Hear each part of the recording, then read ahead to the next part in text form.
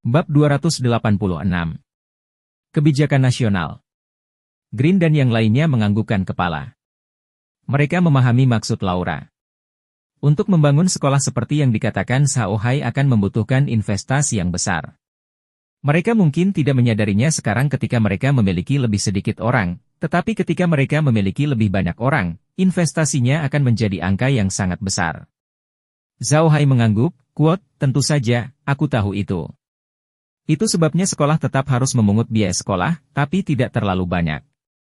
Orang tua akan membayar sebagian, dan kami akan membayar sebagian lagi. Kemudian, sekolah akan didirikan. Rencanaku bukan berdasarkan wilayahnya, tapi berdasarkan masa depan suatu negara. Sekolah itu harus dikelola langsung oleh negara dan tidak boleh diserahkan kepada satu orang pun. Selain itu, kami tidak memiliki banyak orang sekarang, dan hampir tidak ada bisnis. Namun di masa depan, kita akan memiliki lebih banyak orang. Pasti akan ada pedagang, dan kita akan mendapat pajak. Untuk apa kami mengumpulkan uang ini? Apakah itu hanya digunakan untuk mempersenjatai angkatan darat? Saya rasa hal itu tidak perlu dilakukan. Kita sudah bisa menerapkan manajemen militer pada siswa di sekolah. Dengan cara ini, jika terjadi perang di masa depan, kita tidak perlu khawatir kekurangan tentara. Demi dinasti abadi keluarga Buddha, menurut saya kita harus memandang pajak secara rasional. Pajak yang dipungut harus digunakan pada tempatnya. Kita harus menghormati 8 kata, apa yang diambil untuk rakyat, apa yang digunakan untuk rakyat. Laura dan yang lainnya tercengang. Ini adalah pertama kalinya mereka mendengar teori Xiaohai. Hal ini berbeda dengan cara negara-negara lain di benua ini memperlakukan pajak. Saat ini, penguasa tertinggi negara-negara di benua itu adalah keluarga kerajaan, diikuti oleh bangsawan. Meskipun pajak yang mereka kumpulkan digunakan untuk beberapa biaya konstruksi dan militer yang diperlukan, mereka tidak berinvestasi pada aspek lain. Bahkan perguruan tinggi S1 Mchai Pronunciation Mau di benua itu harus membayar biaya sekolah, seperti yang dikatakan Xiaohai. Mereka belum pernah mendengarnya sebelumnya. Semua orang terdiam. Setelah beberapa saat, Kun Seng menepuk pahanya dan berkata, bagus, itu sangat bagus. Hai kecil, kamu benar, kamu memang benar. Inilah yang harus kita lakukan demi masa depan keluarga Buddha. Kalau tidak, apa gunanya menyimpan begitu banyak uang dan kehilangan keluarga? Saya mendukung Hai kecil. Green bukanlah orang yang bodoh. Dia belum sadar lebih awal karena dia terlalu terkejut. Dia tidak menyangka Xiaohai akan berpikir sejauh ini. Sekarang setelah Kun Seng memanggilnya, dia kembali sadar. Dia berkata dengan penuh semangat, ya, kamu memang benar. Tuan Muda benar. Saya mendukung Tuan Muda. Mereka berdua pada dasarnya mengatur masalah ini. Yang tersisa hanyalah memilih lokasi dan mencari guru. Merlin berkata, tempat ini mudah untuk dipilih, tetapi agar anak-anak dapat memilih, kita perlu mencari tempat yang tenang dan ruang bagi anak-anak untuk berlatih seni bela diri. Anak-anak juga bisa keluar dan bermain di bawah asuhan orang dewasa. Saya pikir kita harus memilih kastil belakang. Kastil belakang adalah tempat di belakang kastil utama. Dalam rencana awal kastil, itu adalah gudang, kamar pelayan, kandang, dan tempat lainnya. Untuk saat ini tidak ada yang pergi ke sana, tetapi kondisi rumahnya masih baik. Asal dibersihkan bisa dijadikan sekolah.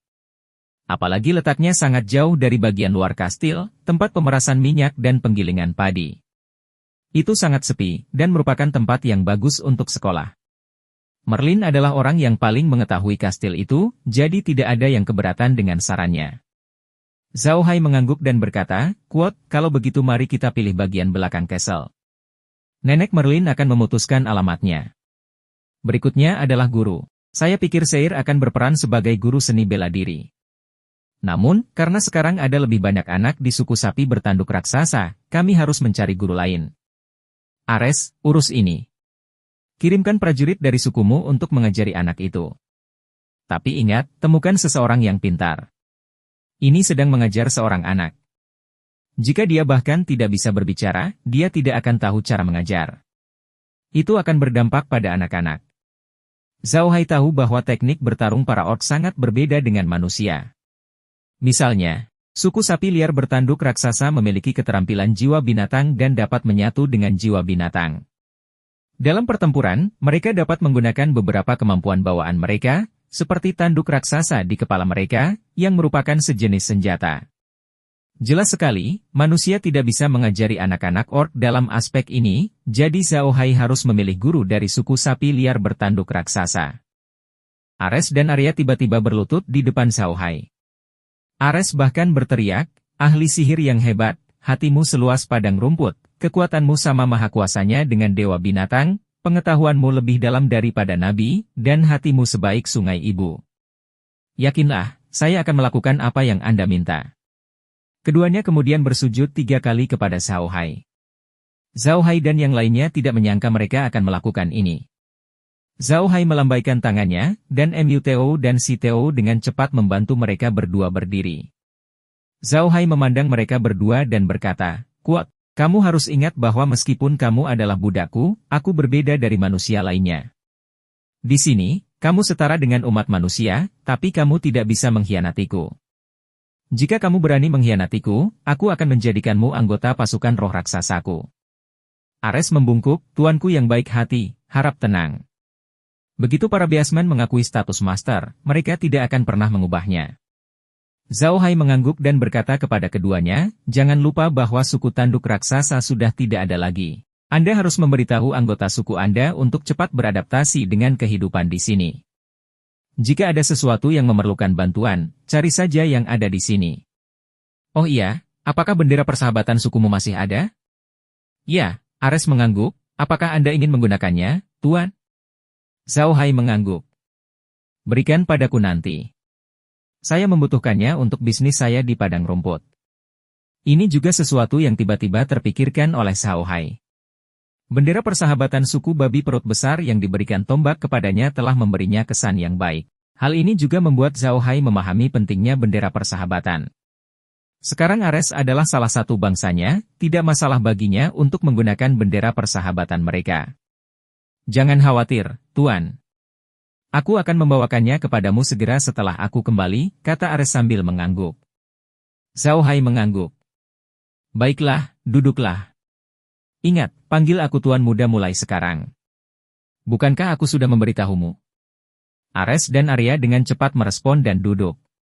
Zhao Hai berubah menjadi hijau dan berkata, "Guru seni bela diri adalah Seir. Kami akan memilih salah satu dari suku sapi bertanduk raksasa. Dia seharusnya cukup untuk saat ini. Jika Seir ada hubungannya, kita bisa membiarkan kayu atau batu mengajarinya. Namun, mereka sekarang fokus pada budidaya. Sedangkan untuk guru sihir, saya ingin Bof pergi. Meskipun dia telah menjadi makhluk undead dan levelnya turun drastis, dia dulunya adalah Grand Mage level 9. Terlebih lagi, dia adalah makhluk undead tingkat tinggi. Dia harus bisa menghadapinya." Meskipun Merlin dan yang lainnya tidak menginginkan semangat untuk mengajar anak-anak, mereka tidak punya pilihan. Mereka tidak memiliki calon untuk ujian bersama, namun mereka juga menganggap bukan masalah besar jika Bof pergi sekarang. Semua orang di benua itu tahu bahwa suku orc tidak bisa mempelajari sihir. Sekarang, Bof hanya akan pergi dan mengajari anak-anak bagaimana bereaksi saat menghadapi serangan sihir. Melihat tidak ada yang mengatakan apapun, Zhao Hai melanjutkan, "Kuot, memasak tidak menjadi masalah. Kami hanya akan memilih 2 wanita dari suku sapi bertanduk raksasa dan 2 dari para budak. Akan sedikit sulit untuk mengajari anak-anak membaca. Benar, kita bisa membiarkan Oroba mencobanya. Dia bisa mengajari anak-anak itu cara membaca dan bahkan matematika. Ini seharusnya berhasil. Bagaimana menurutmu, Nenek Merlin?" Merlin merasa inilah satu-satunya cara. Mereka tidak memiliki banyak orang. Dia bisa mengajar tetapi dia tidak punya waktu. Sekarang, mereka hanya bisa melakukan apa yang dikatakan Zhao Hai. Melihat tidak ada yang keberatan, Zhao Hai berubah menjadi hijau dan Kun Sheng dan berkata, "Kuot, kakek Grim, kakek Kun Sheng, aku serahkan ini padamu. Kami akan kembali ke dataran. Jika kamu butuh sesuatu, carilah aku. Ares, pergi dan ambil bendera persahabatan." Ares dan Arya merespons dan berbalik untuk pergi. Zhao Hai menoleh ke Merlin dan yang lainnya, para beasmen kebanyakan makan daging. Mereka mungkin belum terbiasa dengan kebiasaan makan kita untuk saat ini, sehingga mereka perlu mengubah kebiasaan hidup mereka. Biarkan Nenek Merlin yang mengurus mereka. Merlin mengangguk. Pada saat itu, Chai memberitahu Xiao Hai bahwa elang darah telah kembali. Bab 287. Masalah bahan ajar. Ini adalah kedua kalinya elang darah kembali hari ini. Pertama kali, Xiao Hai sedang tidur. Namun, dia telah memberikan surat itu kepada Weirs kepada Chaier, meminta Chai Hi untuk memberikannya kepada Blue Deagle, dan agar Blue Deagle membawanya ke Weirs. Kali ini, elang darah telah kembali dengan jawaban Weirs. Benar saja, begitu Xiao Hai memasuki ruang asal, dia melihat seekor elang darah berdiri di depan Chaier. Begitu Xiao Hai muncul, elang darah berjalan ke sisinya dan menggunakan mulutnya yang seperti kait untuk menggosok wajah Xiao Hai dengan lembut, menunjukkan rasa kasih sayang. Xiao Hai dengan lembut menampar kepala elang darah itu. Pada saat yang sama, Chaier menyampaikan surat kepada Xiao Hai. Xiao Hai membuka surat itu dan melihat Weirs cukup bersemangat. Hal ini terlihat dari tulisan di surat tersebut. Rupanya surat itu mengarah pada rerumputan pembohong. Namun, Xiao Hai masih mengerti. Weirs ingin dia mengirimkan gasol. Di belakang surat itu, ada peta yang sangat sederhana. Dia juga ingin elang darah memimpin. Xiao Hai tidak keberatan. Baru saja terlambat beberapa hari di wilayah Raja Siki. Dia tidak terburu-buru, jadi dia menyimpan surat itu dan kembali ke benteng Iron Mountain. Grim dan yang lainnya sedang mendiskusikan pendirian sekolah. Untungnya, hanya ada sedikit orang di benteng Gunung Besi, sehingga mudah untuk membangun sekolah tersebut. Namun, Xiao Hai adalah mereka tidak bisa melakukannya hanya karena jumlah orangnya sedikit. Mereka harus menyiapkan kerangkanya terlebih dahulu. Hanya dengan begitu mereka bisa membuat model. Nanti kalau mau bangun sekolah bisa pakai model ini. Saat ini, Ares dan Arya juga kembali dari luar. Mereka memegang bendera perang di tangan mereka. Pada bendera perang ini terdapat gambar kepala banteng bertanduk besar. Itu adalah bendera persahabatan suku banteng pembohong bertanduk raksasa. Xiao Hai mengambil bendera itu, melihatnya sekilas, dan menyerahkannya kepada Meg. Dia menoleh ke Ares dan berkata, Ares, kamu harus menghitung berapa jumlah anak secepatnya dan mencari gurunya secepatnya. Sekolah harus dipasang sesegera mungkin. Ares dan Arya membalas. Xiao Hai berubah menjadi hijau dan berkata, Kuat, kakek Green, aku serahkan tempat ini padamu. Kita harus kembali ke dataran. Saya baru saja menerima surat dari Weirs. Dia meminta kami untuk mengirim gasol ke sana. Clint menganggukkan kepalanya dan berkata, jangan khawatir, Tuan Muda. Semuanya normal di kastil. Tidak ada yang terjadi. Kayu bakar untuk musim dingin telah disiapkan. Tidak ada yang perlu ditanyakan. Xiao Hai tersenyum dan berkata, itu bagus. Sebenarnya kastil tidak membutuhkan terlalu banyak kayu bakar di musim dingin. Bunga cair bisa memanas, jadi tidak akan terlalu dingin di musim dingin. Kami tidak bisa kehabisan makanan, dan kami juga tidak kekurangan daging. Saya pikir kita harus mendirikan pabrik gandum perang secepat mungkin. Karena Ares dan yang lainnya telah bergabung dengan kita, mereka bisa menjadi bahan perang. Ini seharusnya mudah. Selain itu, kita tidak kekurangan domba sekarang, jadi kita harus mendirikan pabrik gandum perang. Ini musim dingin, jadi semua orang punya sesuatu untuk dilakukan. Bagaimana menurutmu? Tuan Muda, berapa banyak domba yang kita dapatkan kali ini? Xiao Hai melihat ke angkasa dan mengangguk, ada sekitar 30.000 di antaranya, semuanya dari suku Ares. Ares dan yang lainnya tidak menunjukkan ketidakpuasan apapun. Mereka semua sekarang milik Xiao Hai, apalagi dombanya. Namun, Ares mengerutkan kening dan berkata, Tuan Muda, saya ingat suku tanduk raksasa kita memiliki lebih dari 50.000 domba melingkar. Bagaimana bisa menjadi 30.000? Xiao Hai tertegun sejenak. Dia memikirkannya dan berkata, mungkin mereka kabur saat aku bertarung dengan Gartor. Tidak apa-apa. 3 adalah 30.000. Itu cukup bagi kami. Tampaknya kita harus beternak lebih banyak domba melingkar di masa depan. Sekarang kelinci bermata biru yang diproduksi oleh peternakan kelinci bermata biru kami hampir cukup untuk memasok Kadipaten Versailles. Kami akan fokus pada beternak domba melingkar di masa depan. Grim mengangguk dan berkata, itu bagus. Ngomong-ngomong Tuan Muda, kita juga bisa membuka pabrik pengolahan wol. Kita juga bisa meminta Ares dan yang lainnya menyediakan tenaga untuk ini dan membiarkan para budak belajar dari mereka. Bagaimana menurut Anda, Tuan Muda? Zhao Hai mengangguk dan berkata, Ares dan yang lainnya adalah yang terbaik dalam hal ini. Anda hanya perlu membuat pengaturannya. Jangan khawatir tentang pengolahan wol dan kulit. Kita bisa melakukan semua ini. Dengan bergabungnya Ares dan yang lainnya, kami dapat melakukan hal-hal yang tidak dapat kami lakukan sebelumnya. Ares dan Arya mau tidak mau menegakkan punggung mereka. Para biasmen itu sederhana. Setelah mereka menjadi bawahan Zhao Hai, mereka takut Zhao Hai akan meremehkan mereka. Sekarang mereka mendengar kata-kata Zhao Hai, mereka sangat senang. Zhao Hai memandang mereka dan menoleh ke Grim sambil tersenyum, kuat, kakek Green, temukan ruang terbuka di luar dan jadikan itu tempat latihan kavaleri. Ares dan yang lainnya adalah orc, dan keterampilan berkuda mereka sangat bagus. Kita tidak bisa membiarkan mereka melupakan asal-muasalnya. Pokoknya kita punya tempat, jadi tidak sulit menyiapkan tempat latihan untuk mereka. Ketika anak-anak itu bersekolah, mereka juga akan mengikuti kelas berkuda. Biarkan Ares dan yang lainnya menjadi guru kelas berkuda ini. Kakek Kunseng juga bisa memberi mereka beberapa petunjuk. Lagi pula, ksatria manusia punya cara uniknya sendiri dalam melakukan sesuatu. Baiklah, aku akan mengajari mereka dengan baik, kata Kunseng sambil tersenyum. Zhao Hai mengangguk dan melihat ke langit, saya akan pergi ke padang rumput dulu dan mengubah rute saya. Aku akan kembali lagi untuk makan malam nanti. Laura, kalian tetap di sini. Aku akan pergi sendiri. Lola mengangguk, tapi Meg berkata, Puan muda, saya akan pergi bersamamu. Lagi pula aku tidak ada urusan di sini. Zhao Hai tidak keberatan. Dia mengangguk dan pergi bersama Meg. Setelah sampai di padang rumput, Zhao Hai segera melepaskan elang yang berlumuran darah dan menyuruh makhluk undead untuk mengikutinya. Kemudian, dia kembali ke kastil Iron Mountain bersama Meg. Dilihat dari tampilannya, tidak ada yang bisa menemukan sesuatu yang istimewa tentang armada ini. Bagasi mobil Laura tertutup rapat. Tidak ada yang bisa melihat apakah ada seseorang di dalam. Pada malam hari, Zhao Hai dan yang lainnya kembali ke ruang asal untuk beristirahat. Laura telah memaksa Zhao Hai untuk melakukannya.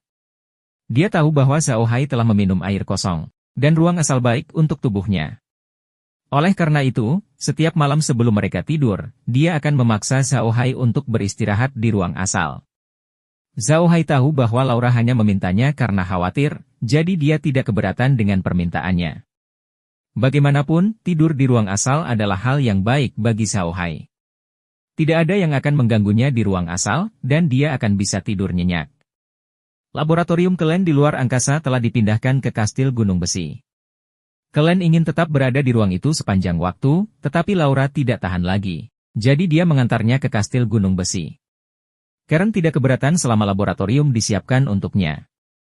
Sejujurnya, lingkungan di kastil Gunung Besi juga cukup baik, jadi dia tentu saja bersedia pindah ke sana. Dalam beberapa hari berikutnya, Zhao Hai dan yang lainnya menghabiskan sebagian besar waktu dan energi mereka untuk mendirikan sekolah. Kali ini, ada lebih dari 200 anak dari suku Bulls Barbar bertanduk raksasa yang ikut bersama mereka. Lebih dari 40 orang berusia di atas 12 tahun, lebih dari 100 orang berusia antara 7 dan 12 tahun, lebih dari 30 orang berusia antara 4 dan 7 tahun, dan lebih dari 10 orang berusia di bawah 4 tahun. Zhao Hai dan yang lainnya sudah membuat rencana mereka. Anak-anak di atas usia 12 tahun akan fokus mempelajari sastra dan seni bela diri. Anak-anak berusia antara 7 dan 12 tahun akan belajar sastra, matematika, dan seni bela diri. Anak-anak berusia antara 4 dan 7 tahun akan diawasi, diajari beberapa kata sederhana, dan melakukan latihan fisik sederhana. Namun kini ada kendala, yaitu masalah bahan ajar. Tidak ada bahan ajar yang tetap di benua Bahtera. Biasanya guru akan mengajari siswanya cara membaca terlebih dahulu, kemudian mengeluarkan beberapa buku tentang dasar-dasar sihir atau aura tempur untuk mengajari anak cara membaca. Hampir semua sekolah di benua ini mengajarkan cara ini. Namun, Zhao Hai menganggap ini bukan ide yang bagus. Anak-anak aktif, dan buku-buku seperti dasar-dasar sihir dan dasar-dasar battle aura membosankan. Sulit bagi anak-anak biasa untuk tertarik pada mereka. Oleh karena itu, Zhao Hai berpendapat bahwa buku-buku tersebut tidak layak digunakan sebagai bahan ajar. Zhao Hai tidak pernah berpikir untuk menulis bahan ajarnya sendiri. Ini akan membuang-buang waktu. Mereka hanya bisa mencari hal-hal yang cocok untuk anak-anak dari buku-buku yang ada. Namun, Zhao Hai baru mengetahui setelah mencari bahwa orang-orang di dunia ini memiliki kehidupan spiritual yang buruk. Buku-buku di dunia ini dibagi menjadi 4 kategori utama. Pertama, sihir. Buku-buku ini mencakup dasar-dasar sihir, teknik sihir, meditasi sihir, penelitian pembentukan sihir, dan metode penggunaan sihir tingkat rendah, menengah, dan tinggi. Tidak ada lagi buku seperti itu. Anda jarang melihat pemikiran penyihir tingkat tinggi, karena kebanyakan penyihir tidak akan membagikan buku seperti itu kepada orang luar. Mereka akan menyerahkan buku-buku itu kepada murid pribadi mereka. Kategori kedua adalah kategori pencaksilat yang meliputi buku-buku tentang dasar energi pertempuran, dasar pencaksilat, dan penggunaan senjata. Tidak ada lagi buku tentang budidaya energi pertempuran, karena buku tentang budidaya sihir semuanya diserahkan kepada para murid. Kategori ketiga adalah alkimia dan alkimia. Hanya ada sedikit buku dalam kategori ini. Hanya sedikit orang yang membacanya, dan bahkan lebih sedikit lagi orang yang menulisnya. Mereka hanya berisi beberapa pengetahuan dasar tentang alkimia dan alkimia. Tidak ada pengalaman dalam alkimia. Kategori keempat adalah aneka buku.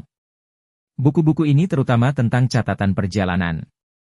Mereka memperkenalkan adat istiadat setempat di benua itu dan beberapa legenda aneh. Buku-buku ini banyak sekali, tetapi tidak membentuk suatu sistem. Biasanya para penyihir atau prajurit tingkat tinggi akan menuliskan pengalaman dan pengetahuannya. Zhao Hai sangat menyukai buku-buku ini karena dia dapat mempelajari banyak adat istiadat aneh di benua itu dengan membacanya. Namun jika ingin memilih salah satu dari 4 jenis buku tersebut untuk dijadikan bahan ajar, ternyata tidak ada satupun yang cocok. Pada akhirnya, Zhao Hai memutuskan bahwa anak-anak berusia antara 4 dan 7 tahun akan belajar membaca dan belajar matematika. Bahan bacaannya adalah buku perjalanan. Buku-buku ini memperkenalkan segala macam cerita yang menarik dan cocok untuk anak-anak. Anak-anak berusia antara 7 dan 12 tahun pada dasarnya akan mempelajari beberapa buku dasar. Ia juga bisa mempelajari beberapa buku perjalanan, namun buku perjalanan tidak lagi menjadi fokus utama. Setelah usia 12 tahun, tergantung arah perkembangannya di masa depan sebelum memutuskan bahan ajar. Bab 288. Kamu menang. Tidak ada yang setuju dengan rencana Zhao Hai. Di benua ini, anak-anak biasanya berusia antara 6 hingga 8 tahun. Mereka yang berusia 6 tahun biasanya berasal dari keluarga dengan latar belakang yang lebih baik, seperti saudagar besar dan bangsawan. Mereka yang berusia 8 tahun ke atas biasanya berasal dari keluarga dengan latar belakang miskin, seperti rakyat jelata. Zhao Hai telah menetapkan usia sekolah menjadi 4 tahun, yang 2 tahun lebih awal dari anak-anak keluarga bangsawan. Oleh karena itu, mengajari anak-anak beberapa buku lain bukanlah masalah besar. Itu tidak akan mempengaruhi pembelajaran seni bela diri mereka. Zhao Hai juga melihat lebih dekat peta itu. Weirs dan yang lainnya telah mencapai wilayah orang-orang seperti kuda, dan mereka sudah berada di sangat dalam. Jelas sekali mereka sedang terburu-buru. Dari lokasi Zhao Hai saat ini, dibutuhkan sekitar 5 hari untuk mencapai lokasi Weirs. Namun, Zhao Hai tidak ingin melakukan perjalanan selama itu. Karena makhluk undead tidak perlu istirahat, dia memutuskan untuk membiarkan mereka melakukan perjalanan siang dan malam. Dengan cara ini, mereka dapat menemukan kelompok Weirs dalam waktu sekitar 2 hari. Selama 2 hari ini, mereka tidak bertemu siapapun di padang rumput. Zhao Hai juga tidak pergi ke padang rumput. Dia membiarkan Chai Er mengurus masalah di sana. Dia sibuk dengan pembangunan sekolah bersama Merlin dan yang lainnya. Meskipun skala sekolah mereka tidak besar, jumlah siswanya masih beberapa ratus. Zhao Hai menyadari bahwa mereka tidak memiliki cukup guru, tetapi mereka sebenarnya tidak memiliki bakat di bidang ini, terutama dalam mengajar kata-kata dan matematika. Zhao Hai telah mengatur Oroga untuk mengajar literasi dan matematika. Meskipun dia adalah makhluk undead dan tidak perlu istirahat, jumlah anak-anaknya terlalu banyak. Dia tidak bisa melakukannya sendiri. Namun, masalahnya adalah Zhao Hai tidak dapat menemukan siapapun untuk menjadi guru anak-anak. Hal ini menempatkan Zhao Hai dalam posisi yang sulit. Pada akhirnya, Zhao Hai tidak punya pilihan selain menemukan penyihir undead untuk mengajari anak-anak cara membaca. Kali ini, dia memilih Zhao Jia. Zhao Jia adalah seorang penyihir cahaya yang hebat, jadi dia secara alami bisa membaca. Namun, anak-anak dari suku sapi bertanduk raksasa yang ada di sini untuk belajar secara alami tidak dapat mempelajari sihir. Oleh karena itu, wajar baginya untuk mengajari anak-anak ini cara membaca. Dengan cara ini, Zhao Jia akan mampu mengajarkan aspek literasi, sedangkan Orgar akan mengajar matematika. Sedangkan untuk anak-anak berusia antara 4 dan 7 tahun, Zhao Hai tidak memilih guru untuk mengajar mereka. Sebaliknya, ia memilih 2 budak perempuan dan salah satu perempuan banteng bertanduk raksasa yang bisa membaca untuk mengajar anak-anak tersebut. Anak-anak berusia antara 4 dan 7 tahun masih terlalu kecil dan membutuhkan perawatan lebih. Akan lebih baik jika wanita yang penuh perhatian ini mengajari mereka. Pada saat yang sama, ada masalah lain yang membuat Zhao Hai pusing. Buku teks. Bahan ajar sudah diputuskan, tapi bagaimana dengan buku teksnya? Mereka tidak memiliki banyak buku, jadi mereka harus memberikan 1 set buku teks kepada masing-masing anak. Pada akhirnya, Zhao Hai tidak punya pilihan selain menggunakan metode lain. Dia memberi masing-masing anak setumpuk kertas putih dan memesannya menjadi sebuah buku online. Kemudian beliau meminta mereka untuk mencatat apa yang diajarkan gurunya. Meskipun hal ini akan memperlambat kecepatan belajar mereka, ini adalah cara yang baik. Meskipun hal ini akan meningkatkan jumlah kertas, kuas, dan tinta yang dibutuhkan secara signifikan, hal ini tidak menjadi masalah. Di daratan, membeli kertas jauh lebih mudah dibandingkan membeli buku. Tidak ada pencetakan tipe bergerak di benua Bahtera. Mereka menggunakan percetakan yang sangat primitif, sehingga biayanya sangat mahal. Banyak anak di benua ini tidak mampu membeli buku pelajaran ketika mereka masih bersekolah. Mereka menggunakan metode yang sama seperti Zhao Hai. Zhao Hai telah menyiapkan pulpen untuk anak-anak. Pulpen ini dibeli dari kota Casar saat berbelanja. Mereka awalnya ingin membelinya untuk para orc, tapi sekarang digunakan oleh anak-anak. Namun, Zhao Hai mengatakan bahwa anak-anak ini harus menghargai penawashi di tangan mereka. Setiap hari, guru akan memeriksa catatan yang mereka buat keesokan harinya. Hal yang sama juga berlaku untuk pulpen. Guru akan memeriksanya setiap hari. Jika pulpen seseorang rusak, mereka akan dihukum. Tentu saja, ini bukanlah hukuman fisik. Zhao Hai tidak ingin gurunya menghukum siswanya, tetapi itu tetap merupakan hukuman yang berat bagi anak-anak. Mereka tidak bisa mengikuti kelas pendidikan jasmani. Di sekolah, kelas yang paling populer adalah pendidikan jasmani. Ini karena mereka bisa keluar dan bermain setelah pendidikan jasmani. Namun, kelas pendidikan jasmani di sekolah Zhao Hai berbeda dengan kelas di bumi. Kelas pendidikan jasmani mengajarkan anak-anak seni bela diri atau menunggang kuda. Kelas olahraga seperti ini lebih populer di kalangan anak-anak. Jadi ketika mereka mendengar bahwa jika mereka merusak pulpen, mereka tidak akan diizinkan untuk mengikuti kelas olahraga, yang lebih serius daripada hukuman apapun, anak-anak tentu saja sangat berhati-hati. Dengan dukungan penuh dari Zhao Hai dan yang lainnya, sekolah akhirnya dibuka kembali. Anak-anak suku Banteng bertanduk raksasa menjadi siswa angkatan pertama. Namun, mereka hanya pelajar pada siang hari. Sepulang sekolah, semua orang di kastil bisa pergi ke sekolah untuk belajar membaca dan berhitung. Ini juga merupakan aturan Zhao Hai. Karena mereka diajar oleh makhluk undead, mereka tidak akan lelah dan bisa menggantikan para budak dan orc dengan pelajaran tambahan. 2 hari ini memungkinkan Zhao Hai untuk sepenuhnya memahami luasnya padang rumput. Setelah 2 hari 2 malam perjalanan tanpa henti, Zhao Hai dan yang lainnya tidak bertemu satupun suku Beasman di jalan. Hal ini membuat Zhao Hai sangat terkejut. 2 hari kemudian, mereka memasuki wilayah rakyat berkepala kuda dari wilayah rakyat berkepala lembu.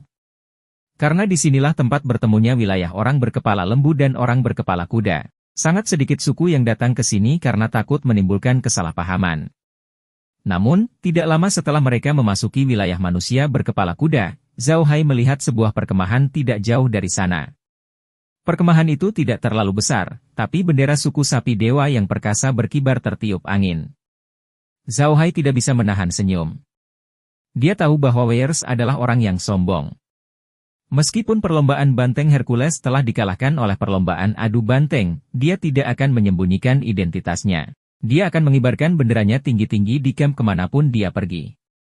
Zhao Hai tidak mengatakan apapun. Dia hanya meningkatkan kecepatannya dan bergegas menuju perkemahan Weirs. Namun, dia tidak membiarkan Gasol keluar. Dia telah berada di bawah kendali Cair selama beberapa hari terakhir. Lebih tepatnya, Gasol tidak sadarkan diri selama beberapa hari terakhir. Cair telah memberinya air dari sela untuk mencegahnya mati kelaparan. Faktanya, Gartor tidak hanya tidak mati kelaparan, tapi dia juga menjalani kehidupan yang baik. Air di angkasa adalah cairan kehidupan, harta langka di benua itu. Jika dia meminumnya setiap hari, akan aneh jika terjadi sesuatu padanya. Jelas sekali bahwa Weirs dan yang lainnya juga melihat Xiaohai. Sekelompok besar orang bergegas keluar dari perkemahan, menyebabkan suara langkah kaki mereka mengguncang langit. Ketika Xiaohai melihat ini, dia tersenyum dan menoleh ke Laura. Sepertinya kakak Wells sudah tidak sabar untuk bertemu dengannya. Menurut Anda bagaimana mereka akan memperlakukannya? Lola tersenyum pahit dan berkata, bagaimana saya bisa memperlakukannya? Lihat saja saudara-saudaraku di rumah. Mereka berjuang mati-matian untuk mendapatkan posisi itu.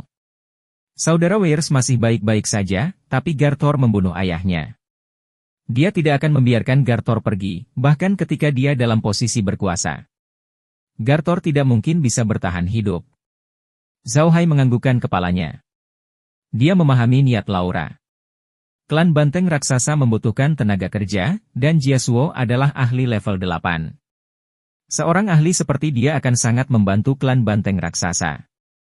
Namun, karena permusuhan antara Jiasuo dan Wells tidak mau melepaskannya. Weirs dan yang lainnya sudah berada di depan Xiaohai. Weirs bahkan tidak mau membungkuk pada Xiaohai. Dia langsung berkata, "Hai kecil, di mana Gartor?" Xiaohai tersenyum. Dengan lambaian tangannya, Gasol muncul di depan Weirs. Namun, tanaman merambat di tubuhnya sudah menghilang. Dia masih tidak sadarkan diri. Mendus yang mengikuti di samping Wells langsung meraung saat melihat Gasol. Dia melompat turun dari punggung banteng dan mengayunkan kapaknya ke arah Gasol. Dentang! Terdengar suara keras saat Wells memblokir kapak Mendus. Mata Mendus memerah ketika dia menoleh ke Wells dan meraung, "Tujuh kecil, apa yang kamu lakukan?" "Aku akan membunuhnya, aku pasti akan membunuhnya." Wells berkata dengan dingin, "Tenanglah, saudara 6. Dia masih tidak sadarkan diri. Jika kamu membunuhnya, dia tidak akan tahu. Itu terlalu mudah baginya. Aku akan membangunkannya dan membunuhnya." "Kakak, tenanglah. Ayo pergi ke camp dulu. Masih ada sesuatu yang ingin kukatakan padamu," kata Xiaohai cepat. Wells mengangguk dan melambaikan tangannya. Salah satu anak buahnya berlari dan menoleh. Dia tidak turun dari punggung banteng itu sama sekali. Dia mengambil Gasol dari tanah dan meletakkannya di punggungnya. Dia mengikuti Wells kembali ke camp. Setelah sampai di perkemahan, Xiaohai segera melihat Yale berdiri di depan tenda. Wajah Yale agak kuyu. Jelas sekali bahwa dia telah mengkhawatirkan bagaimana cara menenangkan anggota suku lembu Dewa Raksasa selama beberapa hari terakhir. Xiaohai, Laura, dan yang lainnya turun dari kereta dan memberi hormat pada Yale.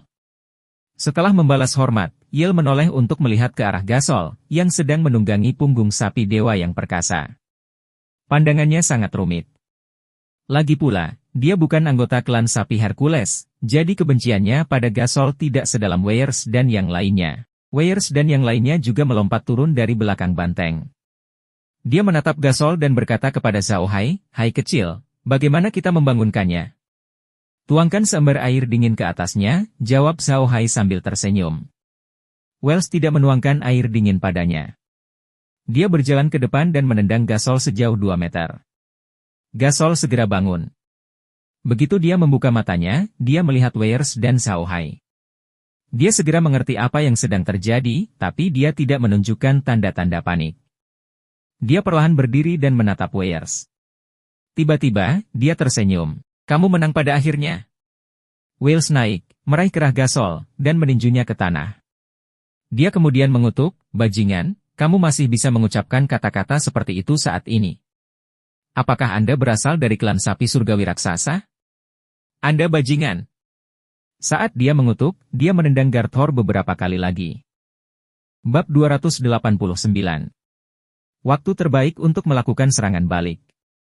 Setelah beberapa kali menendang, Gator akhirnya berhenti, namun Gator tidak menghalanginya. Gator sudah dipenuhi 2 suap darah. Weirs tidak ingin menendang Gator sampai mati, jadi dia berhenti dan memandangnya. Apa yang ada di kepalamu? Apakah itu semua kotoran domba? Apakah menurut Anda ayah telah memperlakukan Anda dengan buruk? Anda telah memberikan kontribusi terbesar kepada klan, tetapi Anda tidak bisa menjadi pemimpin klan? HMPH. Gasol di dalam dan tidak berkata apa-apa. Jelas sekali dia setuju dengan Wells. Wells memandang Gasol dan tiba-tiba merasa ingin tertawa. Dia sangat ingin Gasol karena begitu bodohnya. Ia masih tidak mengerti mengapa ayahnya tidak menyerahkan posisi pemimpin klan kepadanya. Weirs menenangkan dan menghela napas. Gartor, dulu aku mengira kamu adalah orang yang pintar, tapi sekarang aku tahu kamu idiot yang tidak bisa lebih bodoh lagi. Pernahkah Anda memperhatikan bahwa jumlah peperangan yang dilakukan ras kita semakin berkurang? Pernahkah Anda memperhatikan bahwa semakin banyak pemuda di klan tahun ini? Beberapa tahun yang lalu, ayah memiliki pemikiran yang sama seperti Anda. Dia ingin membuktikan bahwa klan sapi Hercules kita adalah ras nomor 1 di antara manusia yang bertanya-tanya sapi melalui perang. Belakangan, ayah mengetahui bahwa meskipun kami mendapatkan banyak budak di setiap pertempuran, kekuatan klan kami juga terkuras. Pada tahun-tahun ini, jumlah pria muda dan kuat di klan Banteng Dewa kita yang kuat semakin berkurang, sementara klan Adu Banteng memiliki lebih banyak pria muda karena mereka tidak tampil selama bertahun-tahun. Ayah mengetahui hal ini, jadi dia tidak menggunakan kekuatan di luar dan ingin klan kami memulihkan diri dan membangun kekuatan. Pada titik ini, dia melihat wajah Gasol, yang telah banyak berubah. Dia memutuskan untuk menjelaskan semuanya kepada Gasol hari ini, agar dia tidak merasa telah dianiaya. Dia menarik napas dalam-dalam dan melanjutkan, setelah mengetahui ancaman perlombaan adu banteng terhadap klan kami, ayah mengurangi penggunaan pasukan. Pada saat yang sama, ia mulai mendukung Raja Sebelaski, yang selalu berselisih dengan Patriark Ras Adu Banteng. Dia membiarkan Raja Sebelaski menonjol dan memantapkan dirinya. Hal inilah yang memicu kekuatan perlombaan adu banteng. Apakah menurut Anda tanpa dukungan ayah, Raja Sebelaski bisa bertarung dengan sang patriark begitu lama? Wajah Gartor menjadi semakin jelek. Dia sama sekali tidak mengerti apa yang dikatakan Weirs. Dia tidak pernah mengerti mengapa ayahnya lebih dekat dengan Raja Sici daripada ibu pemimpin suku adu banteng. Oleh karena itu, ia bahkan mengadu kepada ibu pemimpin suku adu banteng, sehingga ia sering mendukung ibu pemimpin tersebut. Bisa dikatakan, cepatnya pemulihan suku adu banteng tidak lepas dari dukungannya. Weirs memandangnya dan mendengus, ada apa? Apakah kamu menyesalinya sekarang? Ayah mendukung Raja Siki, tetapi Anda tidak tahan dan bersikeras mendukung Patriark Ras Adu Banteng. Anda bingung dengan beberapa kata-kata baik dari mereka. Lelucon yang luar biasa, apakah menurut Anda layak menjadi Patriark Ras Sapi Dewa yang kuat? Sayang sekali, sungguh disayangkan. Karena ayah berhati lembut, dia tidak melucuti kekuatan militermu. Kalau tidak, klan sapi surgawi raksasa tidak akan berada dalam kondisi seperti itu hari ini. Gartor berlari dan berkata, "Quote, kamu bicara omong kosong, kamu bicara omong kosong. Itu palsu. Ayah sama sekali tidak berpikir seperti itu. Kamu hanya mengada-ada." Weirs mendengus, "Kamu tahu apakah aku mengarangnya atau tidak? Anda sudah gila untuk mendapatkan posisi itu. Anda membunuh ayah dan sekarang Anda telah menyeret seluruh ras ke dalam jurang maut. Aku akan melihat bagaimana kamu akan menghadapi Dewa Binatang setelah kamu mati." Para orc selalu berpikir bahwa mereka akan bertemu dengan Dewa Binatang setelah kematian mereka, dan Dewa Binatang akan mengikuti apa yang mereka lakukan dalam hidup mereka dan memutuskan apakah mereka akan dilahirkan sebagai orc atau kerabat binatang di kehidupan selanjutnya. Setelah mendengar kata-kata Weirs, wajah Gartor menjadi pucat pasi. Dia sudah berada di ambang kehancuran, dan sekarang dia pada dasarnya berada di ambang kehancuran. Dia terus bergumam, "Itu palsu, semuanya palsu." Weirs memandang Gartor dan menoleh ke pengawalnya. "Siapkan bendera putih. Kakak keenam, kamu bisa melakukannya." Bendera putih adalah tradisi ras orc. Itu digunakan oleh ras orc untuk membungkus pengkhianat yang mati. Ada legenda di antara ras orc bahwa binatang buas yang paling dibenci dewa berkulit putih. Oleh karena itu, jika orang mati dibungkus dengan bendera putih, dia akan diubah menjadi kerabat binatang oleh dewa binatang. Karena itulah para orc selalu menggunakan metode ini pada pengkhianat ras mereka. Mereka ingin para pengkhianat menjadi kerabat para orc di kehidupan selanjutnya untuk melunasi hutang mereka di kehidupan ini. Ketika penjaga Weirs mendengar bahwa dia ingin mereka menyiapkan bendera putih, mereka segera mengerti apa yang dia maksud. Salah satu dari mereka lari untuk bersiap, sementara Mendus mengambil kapak besarnya. Dia tidak punya niat untuk bersikap lembut sekarang. Bagaimana dia bisa berhati lembut? Pria di depannya inilah yang telah menyebabkan kematian ayahnya, saudara-saudaranya, dan menyebabkan mereka kehilangan kamp lama tempat klan banteng raksasa itu tinggal selama ribuan tahun. Sekarang, Mendus hanya ingin menguliti Garthor hidup-hidup. Bagaimana dia bisa berhati lembut? Garthor sepertinya sudah kehilangan kemauannya. Dia telah sepenuhnya menutup diri dan tidak tahu apa yang terjadi di sekitarnya. Jadi ketika Mendus menangkapnya, dia tidak bereaksi sama sekali. Dengan sangat cepat, selembar kain putih telah disiapkan. Menders tidak menahan diri dan memenggal kepala Garthor dengan kapaknya. Namun, Garthor tidak menolak sama sekali. Bab 290. Waktu terbaik untuk melakukan serangan balik bagian 2. Setelah kematian Garthor, para penjaga membungkus tubuhnya dengan kain putih. Saat ini, Mendus membuang kapak di tangan dan mulai merata. Wales menghela nafas, dan matanya basah. Ia merasa sangat sedih karena suku banteng Hercules telah dirusak oleh tangan Gasol. Biarpun mereka bisa merebut kembali kamp lama mereka, status mereka di antara para orc akan turun. Ini adalah berita terburuk bagi mereka. Melihat orang-orang itu telah membersihkan tubuh Gasol, Wales menghela nafas dan mengubah tangan. Ayo cari tempat untuk dikuburkan. Penjaga itu mengambil mayat itu dan pergi. Wales merasa seolah-olah dia telah kehilangan seluruh kekuatannya. Dia terhuyung-huyung ke tendanya dan meneguk teko anggur perak. Meskipun dia telah membalas dendam, dia tidak senang sama sekali. Sebaliknya, dia merasa sangat sedih. Kesedihan di hatinya membuatnya gila. Yel dan Zhao Hai juga memperhatikan bahwa suasana hati Weir sedang buruk. Mereka memaksa masuk ke dalam tenda. Melihat ekspresi Weirs, Yel hanya bisa menghela nafas. Dia tahu bahwa Weirs berada di bawah terlalu banyak tekanan akhir-akhir ini. Masalah suku banteng raksasa itu seperti batu besar yang bersandar di pundaknya. Meskipun dia telah membalas dendam, orang yang dia bunuh adalah saudaranya sendiri. Apalagi Weirs adalah orang yang menghargai hubungan dan kesetiaan. Dia pasti merasa sangat tidak enak sekarang. Zhao Hai tidak tahu bagaimana membujuk Weirs. Dia belum pernah mengalami ini sebelumnya, jadi apapun yang dia katakan akan membosankan. Jadi, Zhao Hai tidak mengatakan apapun. Dia hanya menghela nafas dan duduk di samping. Mengambil panci perak lainnya, dia menuang secangkir anggur susu untuk dirinya sendiri. Setelah menyesapnya, dia menoleh ke Yel dan berkata, "Emer Yel, silakan duduk. Kebetulan ada sesuatu yang ingin kukatakan padamu." Sumber konten ini Nov, L, B, I, N. Yel melirik Weirs, lalu mengangguk. "Katakan padaku." Zhao Hai berkata, "Saya bertemu Jiasuo di suku tanduk raksasa dari suku sapi barbar tanduk raksasa. Saat itu, dia baru saja menyerang suku tersebut dan membunuh hampir seluruh pemuda mereka. Dia membawa barang-barang yang telah dirampoknya ke wilayah Raja Sebelaski. Aku membunuh semua pengawalnya. Jangan khawatir, aku menguburkannya. Untuk mencegah hilangnya ini terungkap, saya mengirim orang untuk memindahkan orang-orang dari suku sapi barbar bertanduk raksasa itu ke tempat lain. Mereka tidak akan muncul di wilayah orang-orang yang berada di lembu." Pada awalnya, Yel tidak mengerti apa yang dimaksud Zhao Hai, tapi setelah pengiklanan, dia langsung mengerti. Dia memandang Zhao Hai dengan penuh rasa terima kasih dan berkata, "Terima kasih, Hai kecil. Jika bukan karena Anda, suku sapi surgawi yang sangat besar tidak akan memiliki harapan untuk mendapatkan kembali posisi mereka sebagai keluarga kerajaan." "Benar, Hai kecil. Kakak terima kasih. Jika bukan karena kamu, klan sapi surgawi raksasa itu pasti sudah tamat." Weir sudah meletakkan guci anggur dan memandang Zhao Hai dengan penuh rasa terima kasih. Mendus pun sudah masuk ke dalam ruangan. Weirs memang sosok yang heroik. Dia berhasil menenangkan dirinya begitu cepat. Sebenarnya, ini semua berkat Zhao Hai. Jika Zhao Hai tidak mengungkit hal ini, Weirs tidak akan bisa menenangkan diri secepat itu.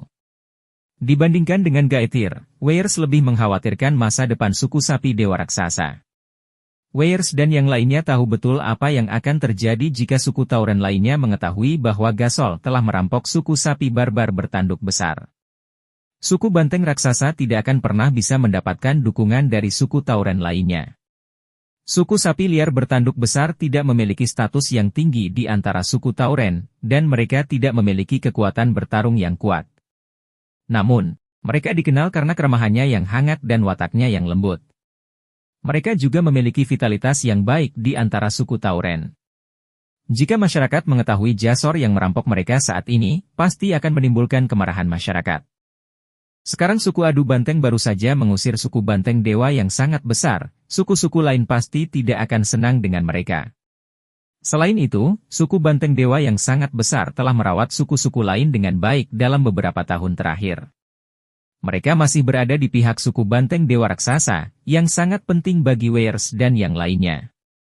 Jika ras pendukung tersebut mengetahui bahwa Jasor sebenarnya telah merampok banteng barbar bertanduk besar, mereka akan dipenuhi dengan kebencian terhadap ras banteng yang sangat besar dan tidak akan lagi memihak mereka. Ini akan menjadi bencana besar bagi perlombaan banteng yang sangat besar. Hal-hal yang ingin dilakukan oleh perlombaan adu banteng tetapi tidak bisa dilakukan, akan dilakukan oleh Gartor sendiri. Weirs hanya bisa menggelengkan kepalanya memikirkan hal itu. Dia tidak tahu kapan Gasol menjadi begitu bodoh. Dia tidak ingat dia sebodoh ini sebelumnya. Zhao Hai menoleh ke Weirs dan berkata, saya beruntung bertemu Gasol. Kalau tidak, segalanya akan menjadi sangat merepotkan. Wiles menghela nafas dan menggelengkan kepalanya. Dia menoleh ke Zhao Hai dan berkata, hai kecil, ikut aku ke klan Mastiff. Kamu memiliki banyak hal baik di tanganmu, jadi kamu dapat membantu kakakmu menstabilkan situasi di sana secepat mungkin. Zhao Hai tertegun sejenak. Dia memandang Weiles dan berkata, kakak, apakah kamu serius? Lalu di mana Raja Sebelaski? Anda tidak memahami situasi klan adu banteng? Weiles menghela nafas. Dia tidak tahu harus berkata apa. Dia ingin tahu lebih banyak tentang perlombaan adu banteng dan Raja Siki, tetapi dia juga merasa tidak bisa meninggalkan Zhao Hai. Hal ini membuatnya sangat berkonflik. Para biasman memiliki keyakinan yang kuat pada Dewa Binatang, dan bagi Weirs, Zhao Hai adalah seorang dermawan yang diutus oleh Dewa Binatang. Weirs mengalami banyak masalah baru-baru ini, tetapi Zhao Hai telah menyelesaikan semuanya untuknya, jadi Weirs ingin menjaga Zhao Hai di sisinya. Zhao Hai memandang Weirs. Ekspresi dan tersenyum, tidak apa-apa kakak, tidak apa-apa, jangan terlalu memikirkannya. Kami akan berjalan sesuai rencana awal kami. Anda pergi ke klan Mastiff, dan saya akan pergi ke tempat Raja Sebelaski untuk melihatnya. Saya akan menanyakan beberapa informasi, lalu saya akan segera pergi ke klan Mastiff untuk mencari Anda. Bagaimana menurutmu? Weirs mengangguk. Itulah satu-satunya cara. Mari kita tinggal di sini malam ini. Kami akan minum-minum dan berangkat besok. Zhao Hai tersenyum. Tentu saja, tak masalah. Ngomong-ngomong, aku punya sesuatu untukmu. Ikuti aku. Setelah mengatakan itu, dia keluar. Weirs dan yang lainnya memandang Zhao Hai dengan bingung, tetapi mereka masih mengikutinya keluar. Begitu mereka berada di luar, Zhao Hai mengambil sumber daya yang diperolehnya dari suku sapi liar bertanduk raksasa dan menunjuk ke arah mereka. Kakak, semua perbekalan ini milik sapi bertanduk raksasa yang dicuri Jasor. Semua barang ini telah digunakan dan tidak bisa dijual di padang rumput. Anda bisa menggunakannya saja. Weirs menepuk bahu Zhao Hai dan berkata, terima kasih, saudaraku. Saya tidak akan mengatakan apapun lagi. Ayo masuk ke tenda dan minum bersamaku. Mereka memasuki tenda dan duduk. Zhao Hai memandang Weirs dan berkata, kakak. Apakah Anda punya pemikiran untuk menyerang Camp Lama? Weirs tertegun sejenak. Sejujurnya, dia benar-benar tidak punya ide apapun. Saat ini, dia hanya memikirkan tentang bagaimana menstabilkan orang-orang dari suku sapi Dewa Raksasa. Dia bahkan tidak berpikir untuk menyerang Camp Lama. Zhao Hai melihat ekspresi Weirs dan tahu bahwa dia tidak berpikir ke arah itu. Dia tidak bisa menahan diri untuk tidak bertanya, kakak, menurutku kamu harus lebih memikirkannya. Meskipun klan sapi Dewa Raksasa telah menderita kerugian besar, hati mereka juga dipenuhi dengan kebencian. Selama kakak punya makanan dan mereka bisa makan sampai kenyang, hal pertama yang akan mereka pikirkan adalah balas dendam. Selain itu, klan Adu Banteng baru saja mengambil alih kubu lama dan tidak memiliki kendali mendalam atas klan Minotaur. Subklan itu harus tetap berada di pihak Anda. Jika Anda memberi mereka cukup waktu, mereka akan bisa mendapatkan pijakan yang kokoh dan anggota klan Anda akan kecewa pada Anda. Pada saat itu, akan lebih sulit bagimu untuk membalas dendam. Weirs mendengarkan kata-kata Zhao Hai dengan tenang. Ini adalah pertama kalinya dia memikirkan hal ini, tetapi dia harus mengakui bahwa Zhao Hai benar. Para biasmen itu seperti ini. Mereka memuja yang kuat, namun perlombaan adu banteng tidak memiliki reputasi yang baik di kalangan ras Tauren. Mereka terlalu kompetitif. Terlebih lagi, ras banteng Hercules telah menguasai ras Tauren selama bertahun-tahun, dan sebagian besar ras lain masih mendukung mereka. Ini adalah waktu terbaik untuk melakukan serangan balik.